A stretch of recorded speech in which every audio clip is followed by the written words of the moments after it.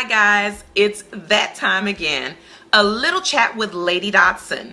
Thank you so much for tuning in with me today to bring you part 2 of my Bye Bye Baby Tubal Ligation story as promised. So at this time, I'd like to invite you to subscribe to my channel. If you haven't done so, what are you waiting for? Go ahead and hit the button and subscribe.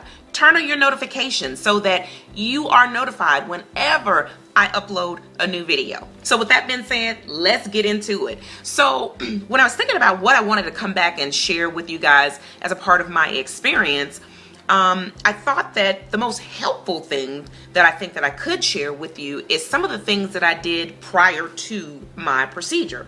So I wanted to give you some useful tips that I think would help out a great deal. Some of the stuff you may think of and some of it you may not. So hopefully it'll be able to help you. Tip number 1, definitely make sure that you are asking your doctor all the questions that you can possibly think of. The day of my procedure, one of the things that really sort of was stressful for me is that my doctor sort of introduced a new procedure to me based upon blood work that she got back that day. That was so stressful for me. And at the time I was thinking, wow, if I would have known to sort of ask that question, maybe I would have been a little bit more prepared and that wouldn't have been as stressful for me to make a decision the day of the procedure. So I would say if there's anything that you can think of, ask the question. You know, worst case scenario, like if you get in there and you see this, what is the possible outcome for that? So anything that you can think of to ask your healthcare provider, you definitely want to do that. Moving forward, tip number 2 is that prepare your home to be as comfortable as you possibly can before going into procedure.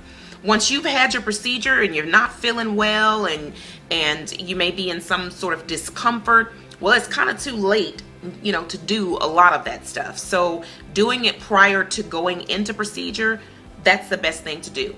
I don't know about you, but when I am uncomfortable, I want my surroundings, everything around me, I want it to be as comfortable as I possibly can. So the day before the actual procedure, I went in and I stripped my bed down and I put on my favorite bed linen. I love the jersey net bed linen, so I put those on. So if you have a pair of sheets or a set of sheets that you prefer, pillows, comforters, anything, go ahead and get that done.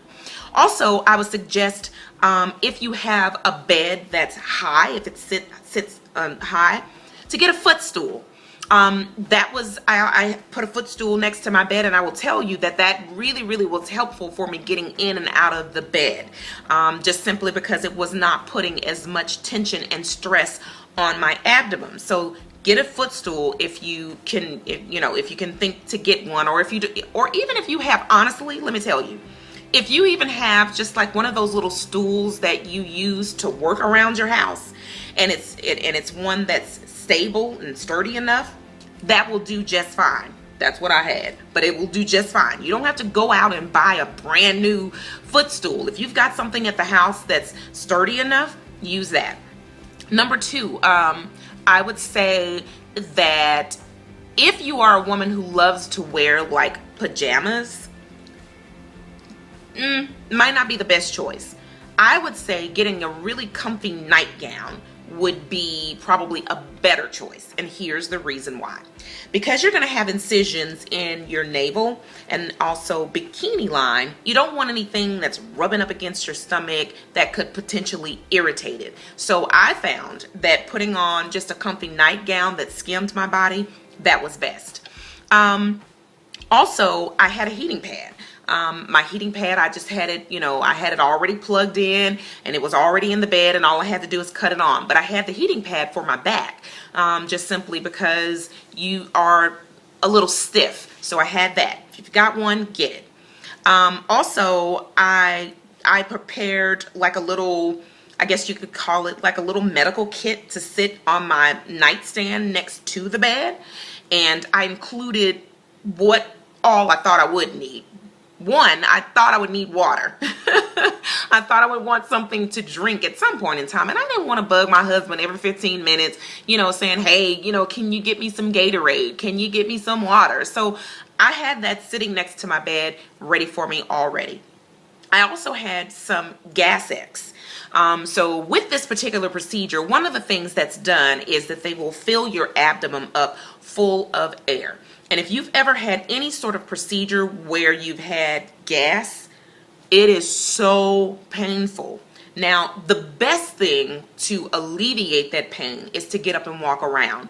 And even your healthcare professionals will tell you that walking around really does help to alleviate that, and it does. But also, Gas X can assist with that. Now, I have the chewables, but they do have the kinds that you can just put on your tongue and it will dissolve. So think about that. Also, antacids. I have an issue with acid reflux. So, I didn't want to be in a situation where maybe I'd had like some soup or broth or anything to eat, something to munch on, and I was going to be like bothered with acid reflux. So I had my antacids also next to the bed. I also had just a over-the-counter pain medication, ibuprofen. Now, you're going to get a prescription for pain medication, so obviously you want to have all of that next to your bed as well, but I just had my over-the-counter ibuprofen, which is, for inflammation. I had that as well.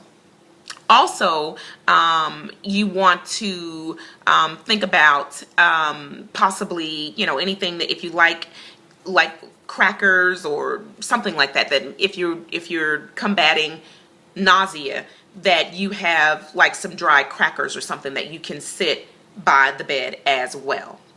All right, so these are just some of the things that I did to help myself out. If you have a child, let's work out transportation. Like I had to call and ask my mom, hey, listen, if this procedure goes later in the evening, because my husband was with me and it's summertime now, my daughter's in summer camp, hey, can you go and pick her up? So anything that you could possibly think of that you're going to have to do that's a part of your everyday life, you definitely want to consider, what do I need to do in order for this to run smoothly while I'm down? For me, it just makes me feel more at ease about what I'm doing if I know that everything is taken care of. Now, obviously, there can be some things that will happen that you can't account for, but you want to think about that. Transportation from the hospital, because you're going to be under anesthesia, they're not going to let you drive home, and your healthcare professional will talk to you about that. But make sure that you have mom or best friend or sister or husband or somebody that's going to be there with you to bring you home from the hospital. So those are things that absolutely you want to think about.